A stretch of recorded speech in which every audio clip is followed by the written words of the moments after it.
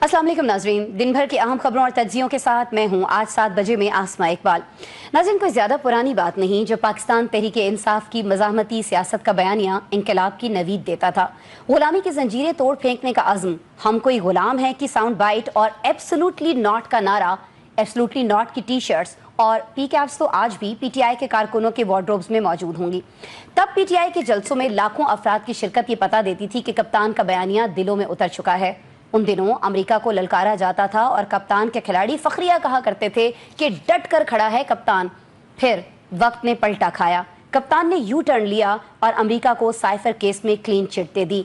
लेकिन सानिया 9 मई के बाद कप्तान इस क्लीन चिट और पार्टी क़यादत के साथ गिरफ्तार हो गए। तब भी यही कहा जाता रहा कि डट कर खड़ा है कप्तान, किसी से बात होगी न डील होगी, और फिर दोबारा यू टर्न ले लिया गया। जो हुकूमत से बात करना नहीं चाहते थे वो हुकूमत के साथ मुज़ाकरात के लिए बैठे और कुछ ही अरसे में उठ खड़े हुए। अब एक बार फिर पीटीआई खुलकर इस्टेब्लिशमेंट से बात करना चाह रही है। कहना उसका यह है कि मुल्क व कौम की खातिर मुज़ाकरात चाहते हैं, लेकिन दूसरी तरफ से कहा यह जा रहा है नाजरीन कि शहदा की कुर्बानियों पर मलाल नहीं आने देंगे।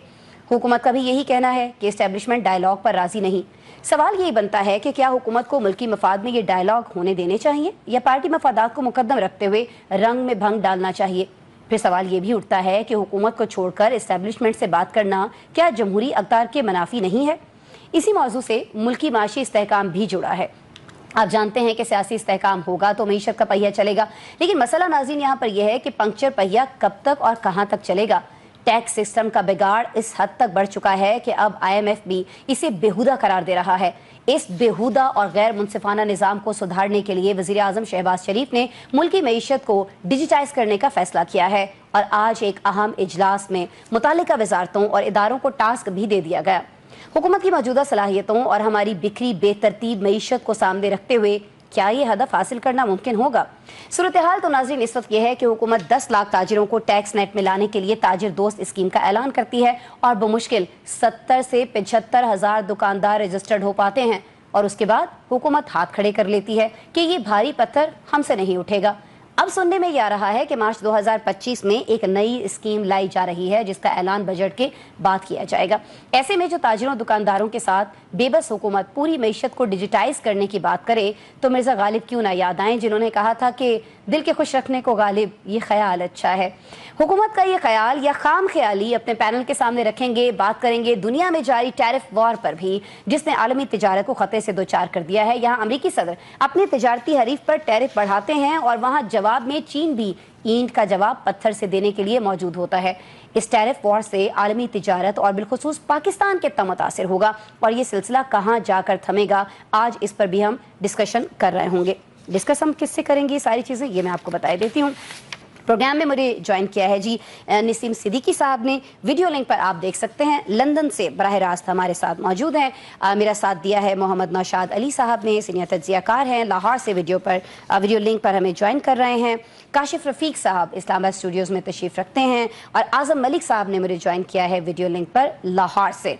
आज़म साहब, मैं आज प्रोग्राम का आगाज़ भी आप ही से करना चाहूँगी। सर, ये जो बार बार हम मुज़ाकरात की एक बाज़गश्त सुनते हैं और बाज़ दफ़ा ये मुज़ाकरात हम होते हुए भी देखते हैं, फिर मुज़ाकरात का ख़त्म होना भी हम देखते हैं। अब की दफ़ा ये जो डायलॉग का फिर से फैसला किया गया है पीटीआई की जानिब से, क्या ये ना समझा जाए कि पीटीआई की मज़ाहमत जो है वो कहीं ना कहीं दम तोड़ देती है, जब तब वो उनको लगता है कि नहीं अब मुफाहमत की पॉलिसी की तरफ आना चाहिए? जी आसमा, बहुत शुक्रिया आपका। आसमा, देखें, इमरान खान का जो सियासी सफर है एक मुसलसल अर्तका का मसर है जी, और अंजाम पाकिस्तान की सियासी तारीख के सबसे मुतनाज़ा और मुतहर्रिक किरदारों में शामिल होने पर हुआ। यानी कि आज इमरान खान इस पाकिस्तान के तरीके सबसे मुतनाज़ा किरदार हैं। देखिए, सन 2011 से 2018 तक का जो उनका सफर था उसमें उन्होंने हदफ तनकीद सिर्फ सियासतदानों को बनाया। 2018 में जब वो इक़्तिदार में आए तो उसके बाद उनको ये लगा कि जिस इक़्तिदार में आने के लिए वो जद्दोजहद करते रहे हैं वो निज़ाम इक़्तिदार में आने के बाद भी ठीक नहीं हुआ। और 2022 में जब वो इस इक़्तिदार से हटे तो उन्होंने अपना जो मज़ामती बयानिया था वो न सिर्फ पॉलिटिकल पार्टीज के अगेंस्ट खड़ा किया, बल्कि पहली दफ़ा उन्होंने अपने इस बयानिए में एस्टेब्लिशमेंट को भी साथ शामिल कर लिया। और 9 मई के बाद के वाक़यात ने सियासत को पाकिस्तान के एक फैसला कुन मोड़ पर ला खड़ा किया। फिर इस मंजरनामे में आपने देखा होगा कैद, मुकदमात, पार्टी की नाहली, क़यादत से महरूमी, अंदरूनी खलफशार। देखिए, आपका सवाल है कि क्या मुज़ाहमत سے ہوتی ہوئی یہ سیاست جو مفاہمت کی طرف جا رہی ہے یہ پی ٹی آئی کا خاصہ ہے یا پی ٹی آئی اس سے بچ کر آگے نکلنا چاہتی ہے؟ دیکھیں مجھے یہ لگتا ہے کہ یو ٹرن نہیں ہے بلکہ ایک سیاسی حکمت عملی ہے. دیکھیں مسلسل محاذ رہی سیاست کو بقا کی راہ سے ہٹا کر خودکشی کی طرف لے جاتی ہے. اگر آپ نے واپس آنا ہے تو عالمی مفاہمت کا دروازہ کھٹکھٹانا ہی ہے.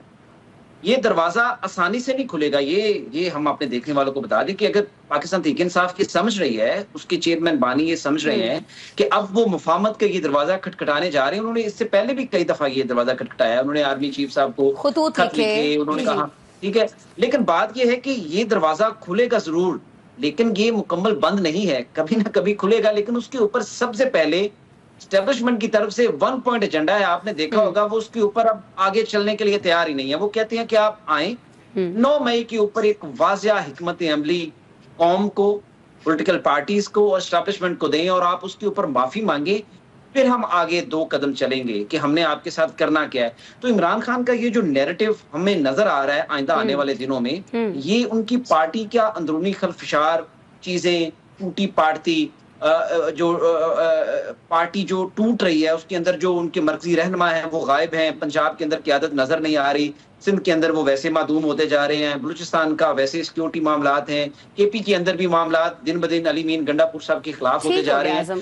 اب پی ٹی آئی نے یہ سوچا ہے کہ اس یو ٹرن کے بہانے وہ ایک مفاہمت کے راستے کی طرف چلیں اور پارٹی کو ایٹ لیسٹ آئندہ آنے والے انتخابی معاملے کے حوالے سے وہ تھوڑا ریلیف لا سکے. جی ٹھیک ہو گیا جی, کچھ نہ کچھ اپنی ریلیف گین کرنے کے لیے ساری چیز ہو رہی ہے, لیکن ریلیف کس صورت میں ملے گا اعظم صاحب یہ بھی آپ نے بتا دیا ہے. اب یہ جو صورت آپ نے بتائی ہے اس پہ میں چاہوں گی کہ نسیم صدیقی صاحب, سر میں آپ کی طرف آ جاؤں. کہا یہ ہے اعظم صاحب نے کہ یہ جو مفاہمت کا دروازہ ہے اس پر ایک لاک لگا ہے اور وہ لاک ہے 9 مئی کا, سانحہ 9 مئی کا, اور اس کی چابی جو ہے وہ معافی ہے. اور وہ ظاہر ہے کہ اگر بانی پی ٹی آئی یا ان کی جماعت کی طرف سے معافی نامہ آ جاتا ہے تو پھر شاید یہ تالا کھل جائے گا اور مفاہمت ہو سکتی ہے, مذاکرات ہو سکتے ہیں. آپ کو لگتا ہے کہ اس آپشن پر غور کرنے کے بعد, بات چیت کرنے کے بعد اور اس کو کہیں نہ کہیں ایکسیپٹ کر لینے کے بعد, قبول کر لینے کے بعد, کیونکہ فائن اگر معافی بھی مانگنا پڑتی ہے تو ہم مانگ لیں گے, اس کے بعد اب یہ آفر دی گئی ہے, یا وہیں کہ وہیں سارے معاملات رکھ کے کپتان سوچ رہے ہیں کہ پھر سے ایک آفر دیکھ کے دیکھتے ہیں مذاکرات کے؟ بسم اللہ الرحمن الرحیم. اسما بہت شکریہ, اعظم صاحب نے بڑی بہترین تجزیہ نگاری کی ہے. دیکھیں اسما, ہم نے تاریخ سے ہمیشہ چیزوں کو سیکھنا چاہیے. ہم اکثر کہتے ہیں کہ پچھلی باتیں نہیں دہرانی چاہیے, لیکن جب تک آپ تاریخ سے کوئی سبق نہیں لیتے تو تب تک آپ کچھ بھی نہیں کر سکتے.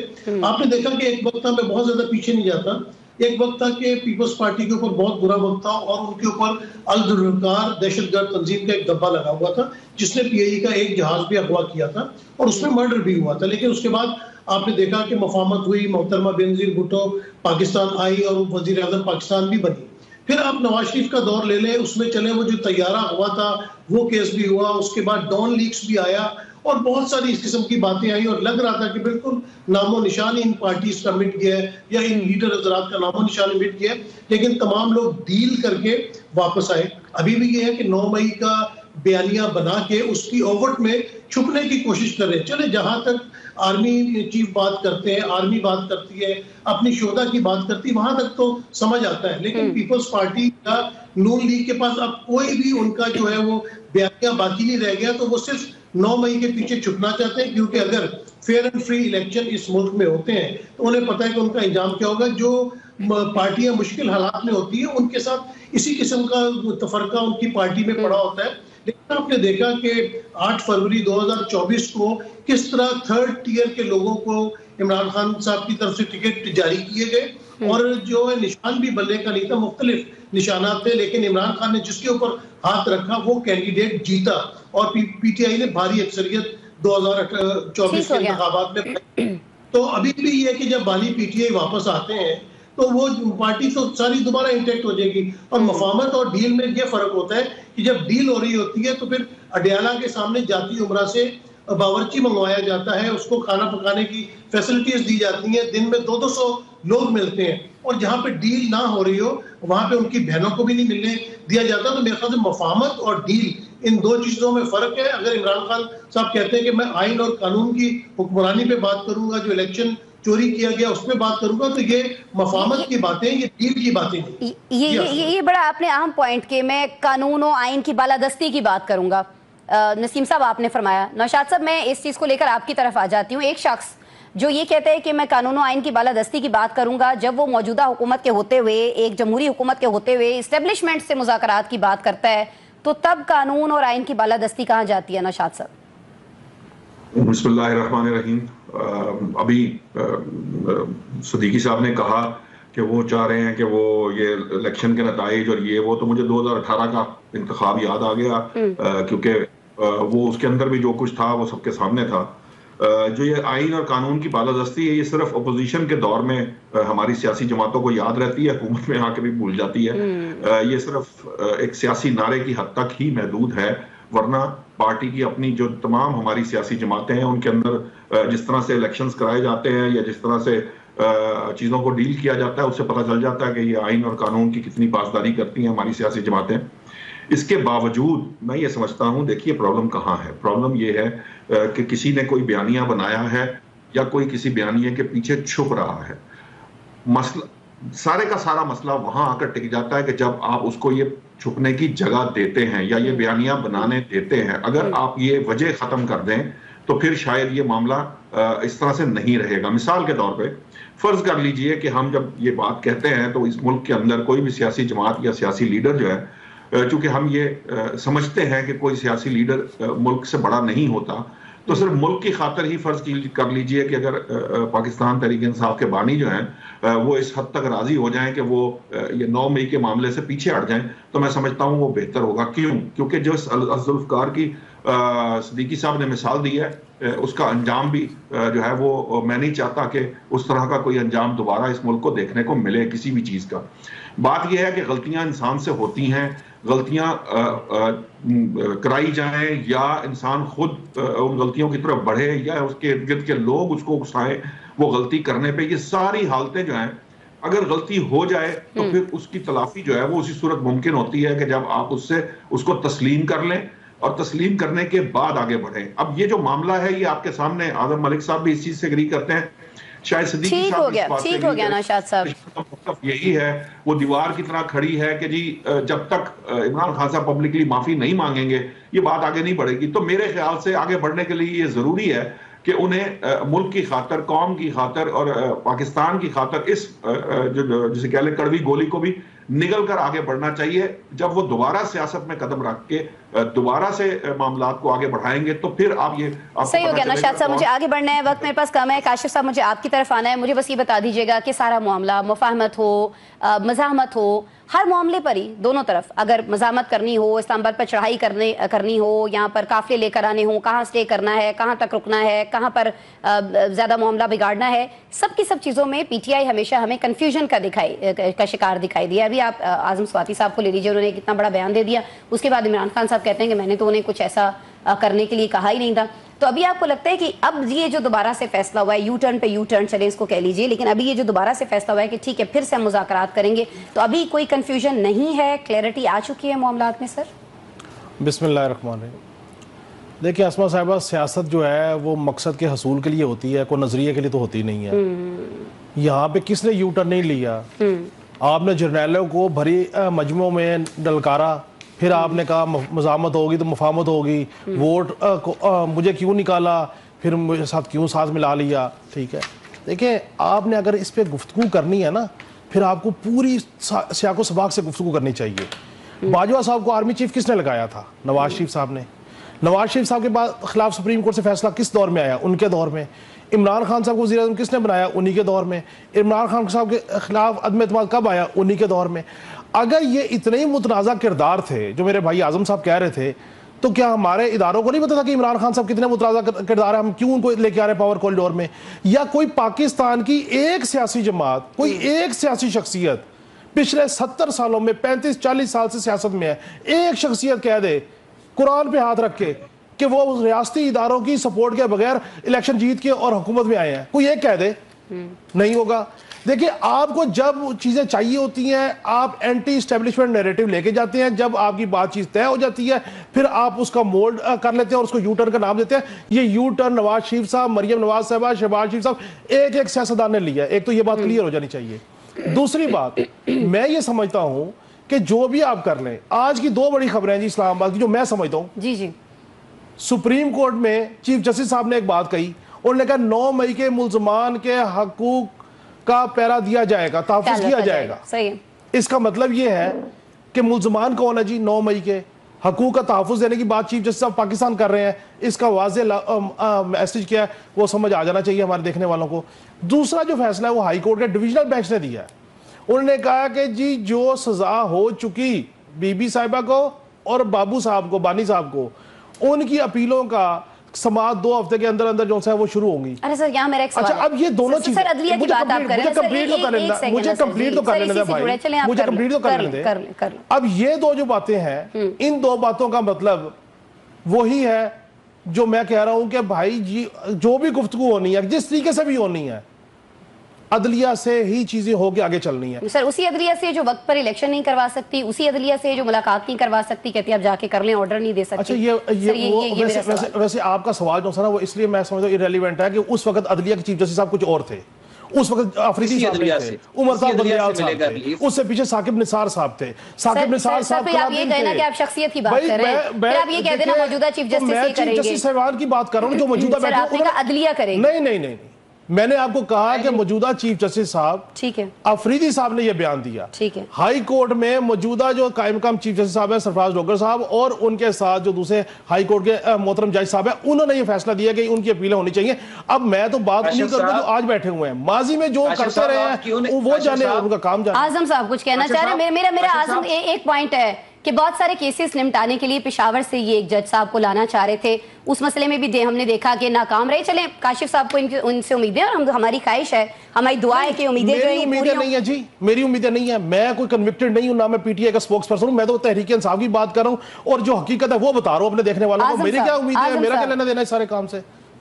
देखिए आसमा साहिबा और काशिफ साहब, आप ये जो काशिफ साहब ने बात की है अदलिया वाली, आप एक चीज, इस चीज को जहन में रखें कि जब भी एक हाथ हिलाया जाएगा, जब भी एक दरवाजा खुलेगा, तो सबसे पहला जो दरवाजा खुलेगा जब मुफाहमत की तरफ ये सफर शुरू होगा, तो वो मुफाहमत अदलिया के रास्ते से शुरू होगी। वो रास्ता कहीं और से नहीं आएगा, ना ही सियासी जमातों की तरफ से आएगा, वो ऊपर से आवाज आएगी, अदलिया दरवाजा, जैसे नवाज शरीफ और मरियम साहिबा के लिए हुआ था, जैसे नवाज शरीफ सबके लिए हुआ काशिफ साहब, जैसे सब ठीक हो गया जी, ठीक हो गया, अदलिया की तरफ से होगा। लेकिन जाहिर है कि माजी की जब हम बात करते हैं तो इससे अदलिया पर बहुत सारे सवालात भी हैं, मैं बस उनकी तरफ इशारा करना चाह रही थी। गुफ्तगू आप ही सुनीजिए हमारे पैनलिस्ट की इस बड़े टॉपिक पर कि क्या पीटीआई की मज़ाहमत की पॉलिसी जो है वो दम तोड़ गई है, उसमें उनको लगता है कि वो नाकाम हो चुके हैं इसलिए मुफाहमत की तरफ आ रहे हैं, या मसाइल कुछ और हैं। इन सब पर हमने डिस्कशन की। अब एक और मौजू जिस पर हमें लगता है कि बहुत सारी हुकूमतें जो है वो नाकाम हुई, मौजूदा हुकूमत ने भी पहले गुज़िश्ता बरस if I am not wrong last year कोशिश की और उसमें जब नाकामी हुई तो फिर से इसको अनाउंस कर दिया गया है। मैं बात करी जी मईशत को डिजिटाइज करने की, इस मामले पर क्या अब की बार हुकूमत को कामयाबी हासिल हो पाएगी?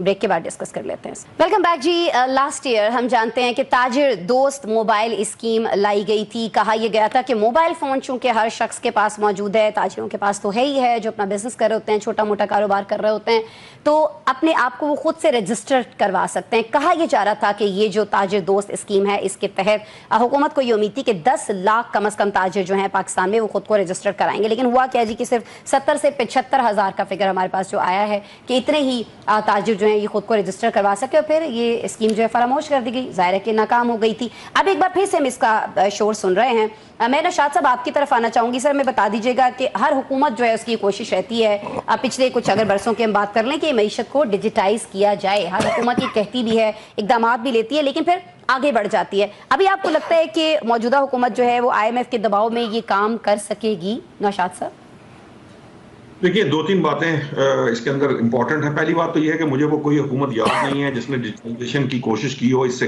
पहले, क्योंकि उस वक्त जो है वो कोई ऐसी डिजिटाइजेशन का कॉन्सेप्ट उस तरह से मौजूद ही नहीं था। अब जो है वो इसलिए ज़रूरत बन गई है कि आपकी जो दुनिया से राब्ते हैं या ताल्लुकात हैं या मामलात हैं, वो अब आप वो जो पुराने एक ज़माने के रजिस्टर या बही खाते होते थे उनके ज़रिए नहीं चला सकते। आपको उनके साथ अगर कम्पीट नहीं भी करना तो कम से कम कम्युनिकेट जरूर करना है, और कम्युनिकेट करने के लिए आपको कुछ एट पार जरूर आना पड़ता है। ये एक मामला है। दूसरा मामला ये है कि ये बात दुरुस्त है कि ताजा दोस्त स्कीम जो है वो बुरे तरीके से नाकाम हुई, कोई उसका खातिर खा फायदा नहीं हुआ। लेकिन ये भी बात दुरुस्त है कि जो मौजूदा हुकूमत ने टैक्स کوشش کی ہے کلیکشن کی، ایک تو اس میں بہتری آئی ہے، پلس یہ ہے کہ جو آپ کی ٹیکس نیٹ ہے وہ بھی پہلے سے بہتر ہوا، آپ کی tax to G D P ratio بھی پہلے سے بہتر ہوئی ہے، وہ اتنی یقیناً نہیں ہے جتنی ہونی چاہیے، لیکن کوشش کرنے سے کچھ نہ کچھ بہتری ضرور آئی ہے۔ اب معاملہ یہ ہے کہ یہ ڈیجیٹائزیشن جو ہے نا، یہ ہر ملک کی ضرورت ہے، یہ کوئی میرے اور آپ کی خواہش کا معاملہ نہیں ہے۔ جو اس معاملے میں جتنا پیچھے رہے گا وہ اور زیادہ پیچھے ہوتا چلا جائے گا۔ اس کی وجہ یہ ہے کہ آپ کی جو دنیا بھر کی میجر اکانومیز ہیں وہ آلموسٹ ڈیجیٹائز ہو چکی نہیں ہے، ان کے نظام، ان کے سسٹمز، ان کے کلائنٹ لیول تک جو یا عام آدمی تک جو ڈیجیٹائزیشن ہے وہ تقریباً پہنچ چکی ہے۔ اسی وجہ سے ہم یہ کام ہمارے لیے کرنا ناگزیر ہے۔ تو آپ کو ایک اور دلچسپ بات بتاؤں کہ دنیا میں سب سے زیادہ جو آسان کام ہے میری نظر میں وہ ڈیجیٹائزیشن ہے کسی بھی چیز کی، اور سب سے زیادہ بینیفیشل بھی ڈیجیٹائزیشن ہے۔ کیوں؟ کیونکہ ڈیجیٹائزیشن جو ہے وہ آپ کو بہت شفافیت پرووائڈ کر دیتی ہے انٹل انلیس کہ آپ بہت جیسے کہتے ہیں ایکسٹریم لیول پہ کوئی جو اس میں گڑبڑ کرنے کی کوشش کریں یا بہت ایکسپرٹ لیول۔ ٹھیک ہو گیا نوشاد صاحب، ٹھیک ہو گیا۔ آپ یہ سمجھتے ہیں کہ ٹھیک ہے یہ ایک بہترین طریقہ ہے اور آپ یہ بھی سمجھتے ہیں کہ یہ ایک آسان طریقہ ہے، لیکن سر آپ نے اپنی گفتگو میں یہ بھی فرمایا کہ اگر کوئی اس میں کوئی گھپلا کرنا چاہے اور اس طرح کی کوئی چیز نہ نکالے، تو میرے ذہن میں ایک چیز آ رہی ہے، ابھی کچھ روز پہلے میں نے آن لائن تھوڑا کھانا آرڈر کیا اور اس میں آپ یقین کیجئے کہ اگر بل اس میں تو میرے خیال میں تھا 3700 سم تھنگ، اور جو مجھے رسید بھیجی گئی وہ 900 کی بھیجی گئی، جو اس ریسٹورانٹ کی طرف سے بھیجی گئی۔ تو کہیں نہ کہیں گھپلے جو ہے نا وہ ہمارے عوام نکال لیتے ہیں، یہ جو تاجر ہیں یا جی سر نوشاد صاحب کچھ کہہ رہے ہیں۔ آپ درست کہہ رہی ہیں، آپ بالکل درست کہہ رہی ہیں، لیکن ایک بات یاد رکھیں، میں ان لوگوں میں سے ہوں جو یہ سمجھتے ہیں کہ آپ ٹیسٹ اینڈ ٹرائل کے ساتھ چیزوں کو بہتر کرتے ہیں۔ ٹھیک ہو گیا سر۔ اگر کوئی شخص یا ایک ہوٹل یا ایک دکاندار کوئی غلط کام کر رہا ہے تو یہ نہیں سمجھنا چاہیے یا اس کام کو بند نہیں کر دینا چاہیے، بلکہ اس غلطی کو جو خامی یا کوتاہی ہے اس کو دور کرنے کی کوشش کرنی چاہیے۔ Sir you are very right sir, لیکن دیکھیں نا اگر 10 لاکھ لوگوں میں سے 70-75 ہزار خود کو رجسٹر کراتے ہیں تو پھر کہیں نہ کہیں ہم یہ سمجھ سکتے ہیں کہ گھپلے کتنے بڑے پیمانے پر ہو رہے ہیں۔ میں صدیقی صاحب آپ کی طرف آنا چاہوں گی، عوام کی میں بات کر رہی تھی، یہ جو رسیدیں وغیرہ آتی ہیں شاپنگ کے بعد، خریداری کے بعد، بہت ساری جگہوں پر ہم خود بہت سارے لوگ ہم میں سے، میں عوام کی بات کر رہی ہوں، خریداری کی رسید نہیں لیتے ہیں، رسید دے لیتے ہیں تو اس کو صحیح طرح سے دیکھتے نہیں ہیں، دیکھ لیتے ہیں تو اس کو رپورٹ نہیں کرتے ہیں۔ تو آپ کو لگتا ہے کہ یہ بھی کہیں نہ کہیں کوئی تجویز دی جانی چاہیے کہ اس پر بھی سختی کی جائے تو بہت سارے معاملات بہت بہتر ہو سکتے ہیں سر، بہت سارا ریونیو جنریٹ کیا جا سکتا ہے گھپلوں کو روک کے؟ اسما بہت ہی آپ نے انٹرسٹنگ سوال کیا ہے۔ پہلے تو میں یہ کہوں گا کہ دیکھیں ڈیجیٹلائزیشن ہونی چاہیے کیونکہ دنیا میں اسی کے راستے ترقی ہو رہی ہے، اور پاکستان میں بھی اس طرح کے معاملات ہو چکے ہیں۔ جس طرح پہلے شناختی کارڈ اور پاسپورٹ نہ کرتے تھے اور اس کے بعد وہ ڈیجیٹلائز ہوئے تو آپ نے دیکھا کہ کتنی بہتری آ گئی اور اس میں کتنی کرپشن بھی کم ہو گئی، اور اس میں 2 نمبری بہت ہی کم جو ہے وہ تعداد میں ہوتی ہے۔ اسی طرح میں اگر دیکھوں تو پی ٹی آئی کے دور کا کوئی میں تعریف نہیں کرنے لگا، لیکن پی ٹی آئی کے دور میں ایف بی آر نے اسکیم شروع کی تھی کہ آپ جس بھی شاپ پہ جائیں ان سے آپ رسید ضرور لیں، اور ان کی رسید اسکین کرنے کے بعد انہوں نے اپنا ایک ایپ بنایا تھا کہ آپ اس ایپ کے اوپر بھیجیں تو ہم بتائیں گے کہ یہ صحیح طریقے سے ٹیکس ادا کر رہے ہیں یا انہوں نے جعلی کام کیا ہوا ہے۔ اس میں پوری قوم کا بھی ذمہ داری بنتی ہے۔ نوشاد علی صاحب نے صحیح طرف پوائنٹ آؤٹ کیا کہ ہم بھی اس کا شکار بھی ہوتے ہیں اور ہمیں اس میں حکومت کی مدد بھی کرنی چاہیے۔ تو میرے خیال سے موجودہ حکومت کو اور ایف بی آر کو بھی ایسا سلسلہ لانا چاہیے، کیونکہ آج کل ایپ کا دور ہے، ڈیجیٹائزیشن کی بات کر رہے ہیں تو ایسی ایپس بنا دیں کہ جس پہ آپ کمپلینٹ کر سکیں۔ جیسے آپ نے 3700 کا کھانا منگوایا اور ہمیں نہیں کھلایا اور آپ کو 900 روپے کی رسید آ گئی تو آپ کو بھی چاہیے کمپلین کریں تاکہ یہ بات آگے چل سکے، اور جو ڈپارٹمنٹس میں کرپشن ہے اس کو بھی کم ہونا چاہیے۔ جی بالکل کم ہونا چاہیے۔ اس کو کم کرنے کے لیے ابھی کیا اقدامات ہو رہے ہیں؟ میرے خیال میں کاشف صاحب آپ شاید ہمیں یہ بتا پائیں گے، کیونکہ جس طرح سے آئی ایم ایف نے پاکستان ٹیسٹ سسٹم کو، نوشاد صاحب آپ کچھ فرما رہے ہیں سر؟ ہم سوری، میں سر یہ کہہ رہا ہوں، میرا یہ خیال ہے کہ وہی ایپ جو ہے وہ چل رہی ہے، ابھی بھی چل رہی ہے وہ سارا، لیکن ہم لوگ یوز نہیں کرتے نا سر۔ اب یہ صحیح مجھے کہا ہے سر نے کہ میرے پاس خیر اس کا اسکرین شاٹ بھی ہے، اور ابھی سر نے کہا ہے تو میں اس کو وہ کمپلین بھی ان کی کر رہی ہوں گی، بہت ضروری ہے۔ وہ بات میں نے سنی نہیں کہ میں نے ان کو کھانا نہیں کھلایا، وہ اپنے مطلب کی بات میں نے خیر سن لی ہے۔ لیکن میں ناظرین یہ کہہ رہی تھی کہ یہ جس طرح سے آئی ایم ایف نے پاکستان کے ٹیکس سسٹم کو بےہودہ کا لفظ دے کے نا استعمال کیا گیا، غیر منصفانہ کا لفظ استعمال کیا گیا، تو کاشف صاحب ہم آپ کے پاس آ جاتے ہیں کہ اب اتنی بڑے بیان کے بعد یہ ایٹ لیسٹ کہیں نہ کہیں اس کو سیریس لینا چاہیے، اور کیا آپ سمجھتے ہیں کہ جو پہلے سے نظام چل رہے ہیں، جس طرح سے پہلے اپلیکیشنز ہیں، چیزیں ہیں، نہیں وہ کام کری تو ان کی جگہ کچھ اور آنا چاہیے، وہ کیا ہو سکتا ہے؟ دیکھیں اصل مسئلہ اس ملک کا جو ہے نا اس کو ایڈریس کرنے کو کوئی تیار نہیں ہے، اور اس کی وجہ یہ ہے کہ سارے کے سارے بینیفیشری ہیں، one to all, top to bottom, اور وہ مسئلہ ہے احتساب کا، وہ مسئلہ ہے پوچھ پریت کا، وہ مسئلہ یہ ہے کہ کسی کو پتہ تو لگے کہ بھائی کسی نے کرپشن کی ہے، 2 نمبری کی ہے، بلیک میلنگ کی ہے، جھوٹ بولا ہے، فراڈ کیا ہے، وہ بیہائنڈ دا بار آپ صحیح فرما رہے ہیں، کسی کے اس میں منشور میں بھی نہیں ہوتا، یہ کوئی گول میں کانفرنس بھی نہیں کرتا۔ اس کی وجہ یہ ہے کہ بھائی ان کو پتا ہے کہ اب سب کو پتا ہے کہ کون کیسے آیا ہوا ہے، کیسے بیٹھا ہوا ہے۔ اب انکم ٹیکس کی بات جو IMF کر رہا ہے، اس انکم ٹیکس کو ری ڈیزائن کرنے کے لیے، ری ویب کرنے کے لیے PTI نے کوشش کی، ان کا چیئرمین FBR شبر زیدی صاحب فارغ کر دیے گئے، اس کے بعد 3 دفعہ اٹیمپٹ کی نون لیگ نے، نہیں ہوا۔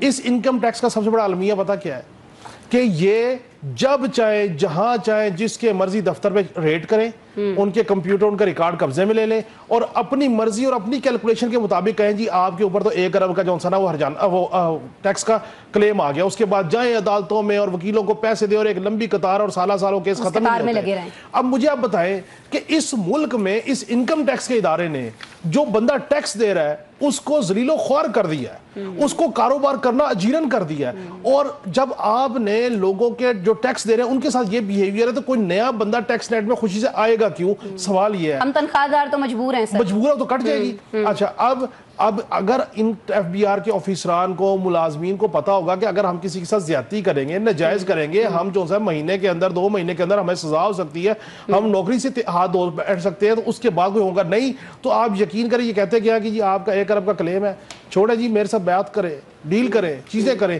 میں تو ایک گزارش کرتا ہوں، جس طرح فوکس کر کے اکانومی کے اوپر کام کر رہی ہے آرمی چیف صاحب بھی کوشش کر رہے ہیں، وزیر اعظم صاحب بھی کوشش کر رہے ہیں، دن رات بات بھی کر رہے ہیں، خود وزیر اعظم صاحب نے کہا کہ بھائی انکم ٹیکس کو ٹھیک کر لیں۔ سر کوئی ایک اتھارٹی بنا دیں، کوئی ایک ایسا طریقہ کار بنا دیں، کوئی ایک پلیٹ فارم بنا دیں، بھلے اپنے اندر بنا دیں کہ کوئی بندہ جو کاروباری بندہ جس کا انکم ٹیکس والے ظلم کر رہے ہیں ان کے کاروبار کا، کوئی کمپلینٹ تو کر سکے۔ یہ کمپلینٹس کی آپ نے بات کی نا، میں اعظم صاحب اس پہ آپ کے پاس آتی ہوں۔ یہ ٹیکس ریونیو کے 1,08,000 مقدمات کی سر میں بات کرنا چاہ رہی ہوں جو عدالتوں میں پھنسے ہوئے ہیں، 1,08,000 سر، میں ریپیٹ کر رہی ہوں۔ آپ کو نہیں لگتا کہ اس پر حکومت کو اگر کوئی نئی قانون سازی کرے لے تو بہت ساری چیزیں بہت بہتر ہو سکتی ہیں؟ اگر صرف اسی پہ چلیں فوکس کر لیں، باقی تو ٹائم نہیں ہوگا حکومت کے پاس۔ دیکھیے آسما صاحبہ، ترقی یافتہ دنیا میں ڈیجیٹل معاشرت صرف ایک جدید سہولت نہیں ہے بلکہ ایک مکمل طرز زندگی اور ریاستی حکمرانی کا لازمی حصہ ہے، ٹھیک ہے؟ اچھا، اور وہ ان کا ایک مکمل ستون بن چکی ہے، مگر پاکستان میں جب بھی معاشرت کو ڈیجیٹل بنیادوں پر استوار کرنے کی کوشش کی گئی، آپ یقین کریں یہ عمل یا تو سیاست کی نظر ہو گیا یا طاقتور طبقوں کے مفادات سے ٹکرا کر دم توڑ گیا۔ میں آپ کو ایک چھوٹی سی ایگزامپل دیتا ہوں۔ لاہور کے ایک پروگرام شروع ہو رہا ہے جسے لہر پروگرام کہتے ہیں۔ اندرون لاہور کے 12 دروازوں کو ری ہیب کرنے کے لیے انہوں نے ایک پروگرام شروع کیا ہے اور وہاں سے تاجر برادری کو ہٹا رہے ہیں۔ آپ حیران ہوں گی، FBR کے ایک ریکارڈ کے مطابق جو ٹیکس نہیں آتا یہ مارکیٹ 5,000 ارب روپے کی ہے۔ مجھے بتائیں یہ مارکیٹ جو 5,000 ارب روپے کی مارکیٹ تھی اندرون لاہور کی، اس کو بنایا کس نے؟ پہلے آپ نے اپنے ووٹوں کے لیے وہاں پر کارپوریشن کی دکانیں بنائی، لوگوں کے بزنس کرائے، آپ نے ان کو رجسٹرڈ نہیں کروایا۔ 5,000 ارب روپے کی مارکیٹ کو اب آپ چونکہ گرا دیں گے، آپ نے نیا لاہور بنانا ہے تو آپ نے ٹورزم کو تو پروموٹ کر دیا ہوا پورے پاکستان میں، تو لوگ آئیں گے، لوگ آ کے آپ کی جگہوں پر بیٹھیں گے۔ دیکھیں بات سنیں، میں آپ کو یہ بتا رہا ہوں کہ اس سے پہلے نادرا FBR اسٹیٹ بینک کے درمیان ڈیٹا شیئرنگ کر چکا ہے، راست، ایزی پیسہ، جیس کیش جیسے مالیاتی پلیٹ فارمز ہمارے پاس موجود ہیں۔ دیکھیں میں آپ کو ایک چیز بتاؤں، پاکستان کو اگر ڈیجیٹل نہ کیا گیا تو پاکستان کی جو معیشت کیش کے اوپر چلتی ہے یہ آنے والے دنوں میں دفن ہو جائے گی۔ آپ کو نظر آئے گا کہ پاکستان کو دنیا نے چھوڑ دیا ہے، کیونکہ آپ کی درآمدات اس قابل نہیں ہے کہ دنیا آپ کو اپنے ساتھ لے کے چلے۔ آپ کی جو معیشت کیش کے اوپر چل رہی ہے آسما، یہ اس کا دھرن تختہ ہو جائے گا آنے والے دنوں میں۔ آپ کو لگتا ہے کہ اس وقت کوئی ایسا ہے جو بلی کے گلے میں گھنٹی باندھے، کوئی اقدامات کرے، کہیں نہ کہیں کوئی غور ہو رہا ہے؟ دیکھیں آسما، آپ نے یہ پورا جو سسٹم ہے جس کا اشارہ کاشف صاحب نے جس طرف کیا وہ یہ ہے کہ جب بھی ٹیکس نیٹ میں لانے کے لیے آپ لوگوں کے ساتھ نیگوشیٹ کرتے ہیں اور آپ مارکیٹ میں اپنا ایک ایجنڈا لے کے آتے ہیں، طاقتور طبقے کچھ ایک ایسا ایریا چوز کرتے ہیں، اسے ٹیکس فری زون بناتے ہیں اور وہاں پہ ساری انڈسٹری شفٹ کر دیتے ہیں۔ ایسا ہی ٹھیک ہو گیا جی، پہلے فاٹا تھا، آپ نے ساری جو انڈسٹری تھی فاٹا لے گئے، ٹیکس فری زون کر دیا۔ اب آج کل بلیک مارکیٹ بلوچستان ہے، آپ بلوچستان میں جا کے کوئی بھی فیکٹری لگائیں، کچھ بھی کریں، ان لوگوں سے مل کر جو ایک بلیک مارکیٹ چلا رہے ہیں۔ دیکھیں جب تک آپ یہ بلیک مارکیٹ کو ختم نہیں کریں گے، یہ مفادات جو ہیں بڑوں کے جو جڑے ہوئے ہیں، جس کا ذکر کاشف صاحب نے کیا کہ جب تک آپ احتساب کے اس سلسلے کو شروع نہیں کریں گے، آپ نے تو وہ بات کیا نا 1 لاکھ 8,000 जो केस पेंडिंग है, तो वो केस है जो लोग चले गए हैं। देखें लाखों लोग ऐसे हैं जो अब जाते नहीं हैं, जो नेट पे कैश पे काम करते हैं। और मेरे ख्याल में कहीं ना कहीं यही वजह है, क्योंकि they all know may be कि जी इंसाफ नहीं मिलना है। जो नहीं जा रहे हैं, मैं उनकी बात करें, जो गए हुए हैं उनको तो कहीं ना कहीं है उम्मीद, और इसी उम्मीद पे दुनिया कायम है। हम भी इसी जी आजम साहब, जिस तरह काशिफ ने एहतसाब की बात की ना, तो हमारे मुल्क में जिनकी डॉक्ट्राइन चलती है वो कहते थे कि करप्शन इस मुल्क का मसला नहीं है, आप आगे चले। तो फिर जिस तरह मसले हल होंगे फिर आप देख लें कैसे हल होंगे। बिल्कुल जी बिल्कुल। बहुत सारी चीज़ें जो हैं वो बड़ी सारी उनमें बहुत सारी पेशरफ्त की और बड़ी सारी चेंजेस की ज़रूरत है, लेकिन ये चेंजेस करे कौन? वही बिल्ली के गले में घंटी बांधे कौन, ये वाली बात है। ब्रेक ले लेते हैं जी, और कुछ क्योंकि हम पाकिस्तानी मीशत के हवाले से, टैक्स रेवेन्यू के हवाले से बात कर रहे थे, तो टैरिफ का शोर हम बड़ा सुन रहे हैं और बड़े दिनों से सुन रहे हैं। और ये शोर किसने शुरू किया था? ये ट्रंप साहब ने शुरू किया था, और ये शोर ऐसा शुरू हुआ है कि थमने में नहीं आ रहा है। आज हमारे प्रोग्राम में भी इसका जिक्र होगा ब्रेक के बाद।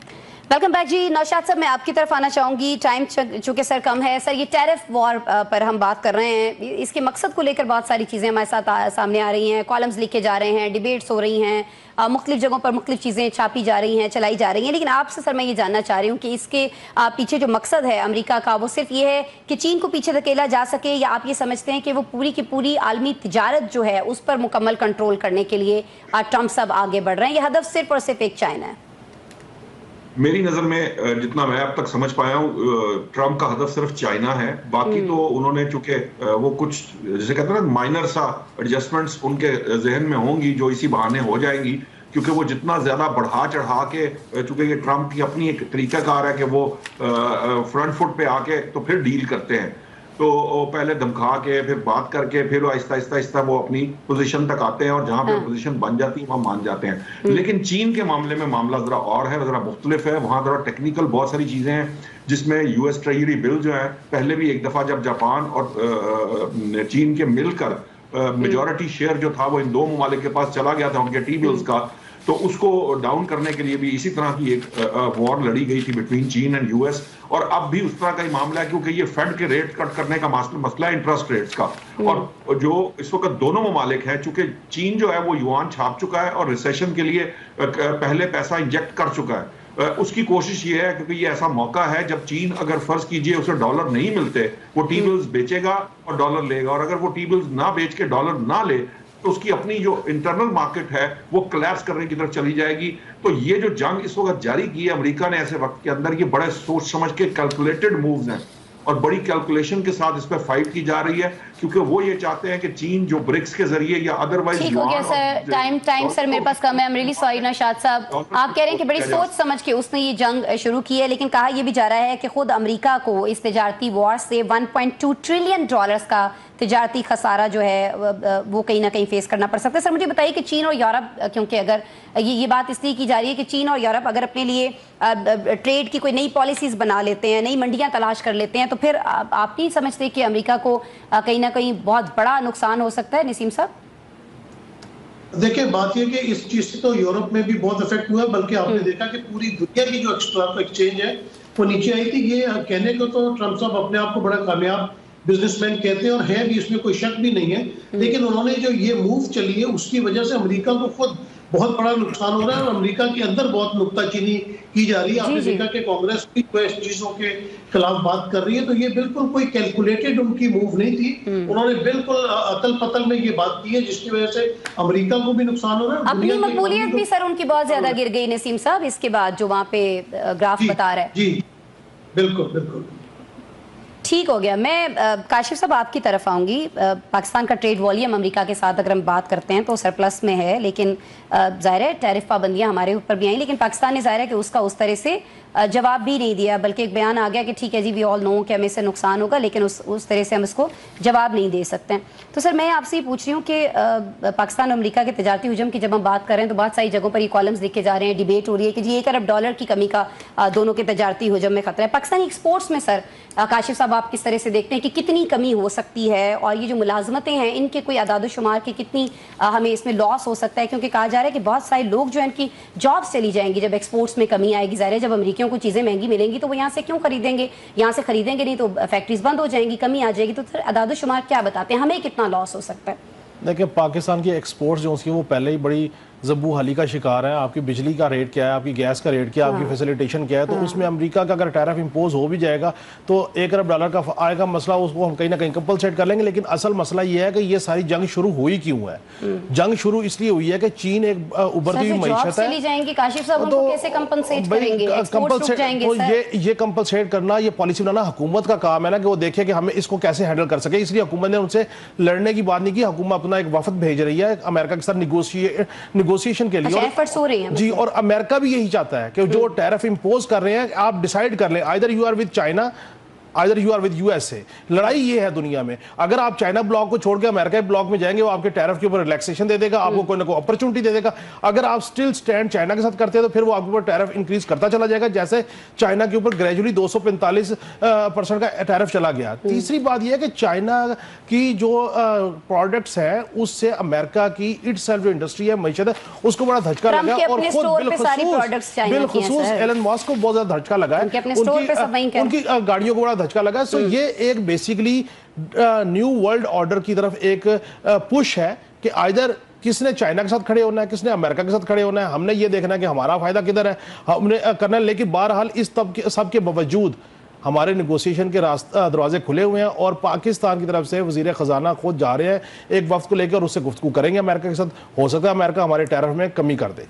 ठीक है आजम साहब, एक तरफ सी पैक है, एक तरफ सी पैक है। चाइना से हमारी दोस्ती है सर, हम इस चीज को जितना भी वो चाहें हम इसको इग्नोर तो नहीं कर सकते हैं ना। We always stand with China, और इससे तो कोई ढकी छुपी बात नहीं है। आजम साहब, क्या फिर आपको लगता है कि पाकिस्तान के सामने भी ये शर्त रखी जाएगी या कोई और मामला तय कर लेंगे वजीर खजाना? देखिए आसमा साहब, पाकिस्तान जैसे ममालिक के लिए ये खतरे की घंटी है। जो टैरिफ वार है ज़ाहिर एक पॉलिसी है, मगर दर हकीकत ये आलमी जो मईशत है उसके ऊपर खुद का हमला हमें नजर आ रहा है। टैरिफ की इस वॉर में आलमी कसाद गुजारी भी हो सकती है, बड़ी बड़ी मुआशरें जो हैं दुनिया की वो नीचे भी आ सकती हैं। देखें, अमेरिका का यूरोप के साथ एल्यूमिनियम और स्टील के ऊपर झगड़ा है, उसका चीन के साथ महसूलात के ऊपर झगड़ा हो गया, उसका भारत के साथ ड्यूटी के ऊपर झगड़ा हो गया। देखें, ये जो टैरिफ है ये पहले किसी दौर में होता था दुनिया के दरमियान एक खुशहाली की इलामत कि दुनिया आपस में जो है वो बाहमी ताउन और तजारत के साथ दुनिया आगे बढ़ेगी। लेकिन टैरिफ वॉर ने दुनिया को उस मुकाम पर ला खड़ा किया है जहां पर अब गोला बारूद नहीं है, जहां पर अब टैरिफ यूज किया जा रहा है जो मजबूत मईशतें हैं उनको तबाह करने के लिए। तो पाकिस्तान तो हम तो पहले ही बहुत छोटी सी एक जगह घेरे हुए हैं। तो ऐसे वक्त में चाहिए कि जो अगर इस टैरिफ वॉर से हम बाहर नहीं निकलते और अपनी जो देखें, पाकिस्तान जैसे मुल्क के लिए सबसे बेहतरीन चीज है कि वो मुकामी जो सनतकार हैं, जो छोटे इंडस्ट्रीज हैं, उनको प्रमोट करें। जिस तरह से चीन ने 40 साल में जिस तरह से 40 साल में चीन ने छोटी डोमेस्टिक इंडस्ट्री को प्रमोट किया और आज एक जॉइंट बनकर सामने आया है, इसी तरह से अगर पाकिस्तान ने छोटी स्मॉल इंडस्ट्री को प्रमोट ना किया और उसके लिए बेहतरीन जो है वो सहूलियात फ्राहम ना की, तो आने वाले दिनों में जैसे मैंने पहले बताया कि हमारी तो मईशत पहले कैश पे चल रही है। सर ठीक हो गया। और इसमें एक और आम चीज भी सर, अगर हमें चाइना से सीखना है तो फिर हमें भी अपने लिए दूसरी और नई आलमी मंडियां जो हैं वो तलाश करनी होंगी। हमें भी कुछ यूरोपीय ममालिक का भी रुख करना होगा। सारे का सारा अगर हम डिपेंडेंट रहेंगे अमेरिका के ऊपर और टैरिफ लगता रहेगा तो फिर तो हमारी बहुत सारी जॉब्स, कहा जा रहा है कि लाखों लोग हमारे बेरोजगार हो जाएंगे। बहुत सारी सनतें पाकिस्तान जैसे मैंने बताया कि पाकिस्तान एक एज पे खड़ा है, पाकिस्तान के लिए ये बहुत बड़ी खतरे की घंटी। बिल्कुल जी, पाकिस्तान के लिए बहुत बड़ी खतरे की घंटी है। बट लेट्स सी हुकूमत इस पर किस तरह से राजी करती है अब ट्रंप को, वहाँ की हुकूमत को। काशिफ रफीक साहब आप हमारे साथ मौजूद थे, नसीम सिद्दीकी साहब, मोहम्मद नौशाद अली साहब और आजम मलिक साहब, आप तमाम साहिबान का बहुत शुक्रिया। नाज़रीन, आपने प्रोग्राम देखा। मंडे को दोबारा आपसे मुलाकात हो रही होगी। अपना बहुत सारा ख्याल रखिएगा। अल्लाह ने के बाद।